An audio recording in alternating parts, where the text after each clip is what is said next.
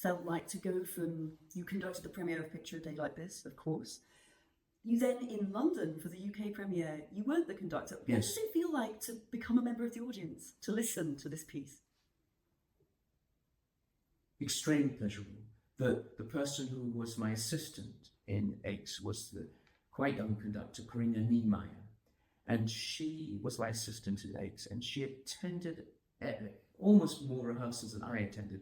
I could not believe her devotion to the process of putting the piece together. It was simply extraordinary.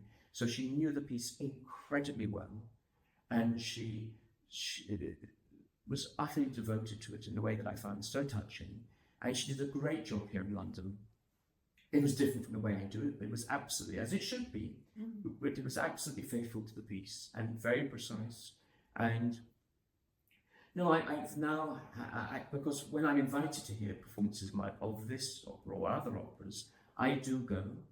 And sometimes it's not exactly what I want, sometimes very much not. But equally, it can be fascinating to hear the piece not only conducted, but sung by entirely different singers from the ones I envisage in it normally, initially, and also produced in an entirely different way. I'm automatically thinking of last May, when there was a production of Lessons in Love and Violence in Zurich, where they'd chosen a young Kazakhstani director and a young Israeli conductor, and took an entirely different viewpoint with it. They're absolutely different. The 8 singers involved, they were all different. Everything about it is different, but in some way, the magic had worked, and they'd approached the piece in an authentic way, in a real way, but was entirely different from the initial way. And the orchestral play was marvelous. The way the production looked was sumptuous, and it was enthralling. That was maybe, apart from the original productions that Daniel and Mary Christina and in the big 2 works Katie Mitchell had done, it was perhaps the best of all the productions that I had ever seen. So it can be a wonderful thing. Watching that, do you think, is that part of effectively letting go slightly Yes. of work for you? One has to let go. And that means sometimes that you get interpretations that aren't clear, that have got the wrong, for me, a wrong approach, even an antagonistic approach to the piece. And sometimes the orchestra isn't always at the same level, nor the singing.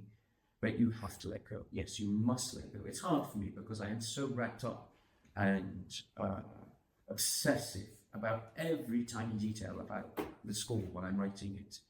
And when I write the last page, it's both wonderful to write the double bar because of this wretched thing will leave me in peace at last, but at the same time, it's very difficult to let go, and one has to let go.